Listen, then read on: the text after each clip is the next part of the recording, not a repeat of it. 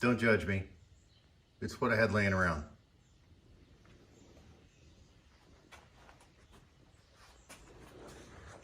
The D100 project has not stalled. It was put aside for something a little more pressing. And now it looks like I can get back to this, which I'm very excited about. The first order of business is putting this guy where he belongs, which will oddly, I've come up against something I didn't expect. So this is out of a I believe it's mid 80s D100.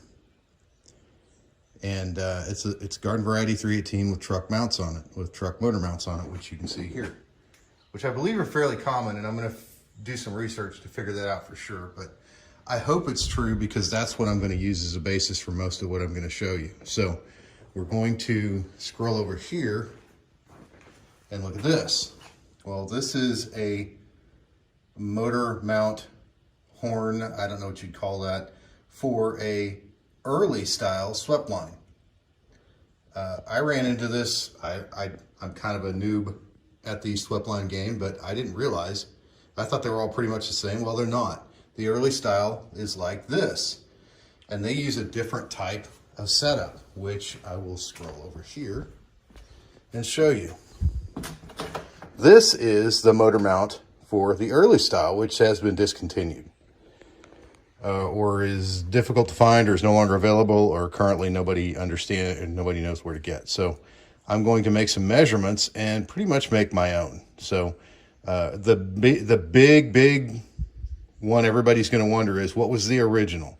So I'm going to help you. I'm going to help all you people right now and say, here it is. The original height. Now this is just this mount. This does not count the original motor mount. I'll call it 3 3/4. I think it's fairly close. And that obviously, so you can see it there, it's not sitting level. So I'd call it 3 3/4.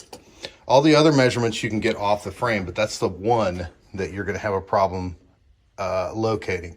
The other one, this stub, or that nipple, or that part that goes to the motor mount, is centered between these two.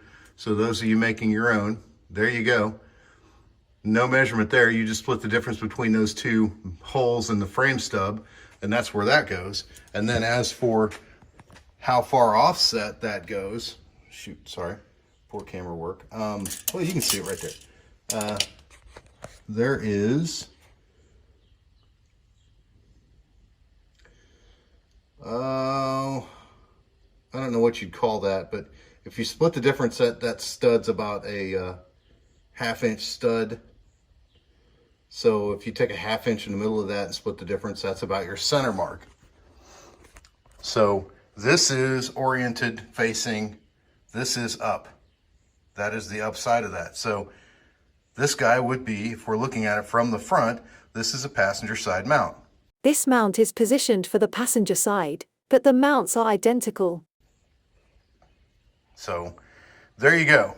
That's your orientation for the original mounts for the early style frame.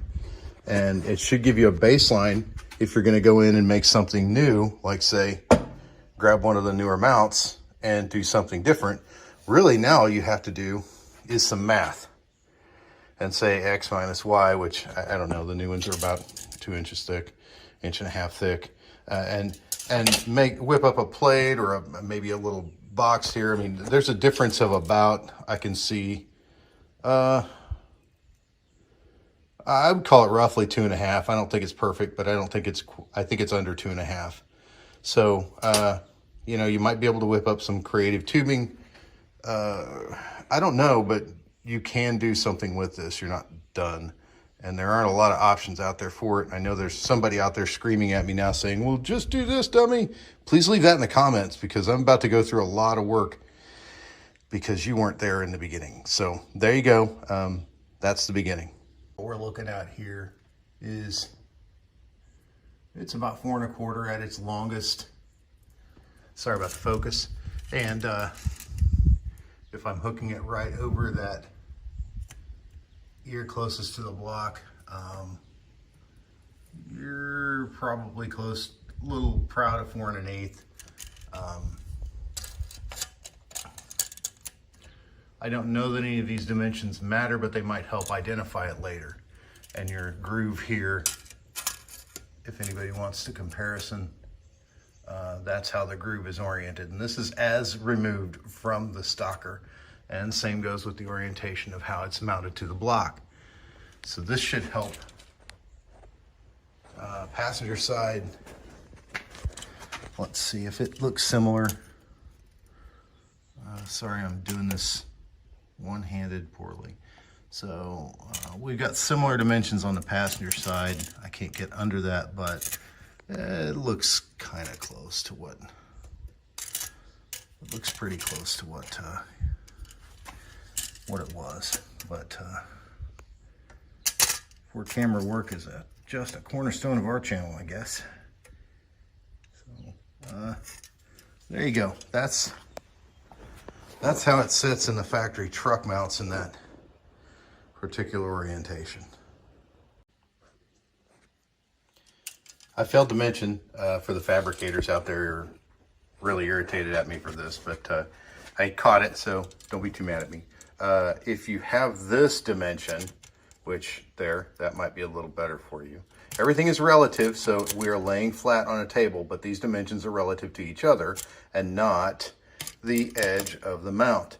We are now over on the driver's side mount, but if you look closely, the marks on my square are equal and close to the marks on the tape. So they should do for what we're going to do, because most of the stuff is slotted. But here is the other side of the equation, which I left off, for the center lines for the relationship between these holes, or these studs, and this stud. So those of you with the machining experience, this is the magic money shot you're looking for. And there, that should help. So that's it. And then this guy here was, I think we figured it was about, 3.5, or a little more, 3 3/4, sorry, 3 3/4. So there you go. There's the measurements I think you'll need for this guy to make your own mount, or at least make something that'll put you back in the original position. Funny story, a little song by Roger Allen Wade. If you're gonna be dumb, you gotta be tough. Or maybe stubborn, that's my addition to it. So I'm chooching along, taking all these dimensions on these motor mounts, assuming they're bad. But they're not. If you dig into them, as I was cleaning them, I thought, well, what the hell, I'll clean them up so I don't have to get dirty handling them while I'm dimensioning them out.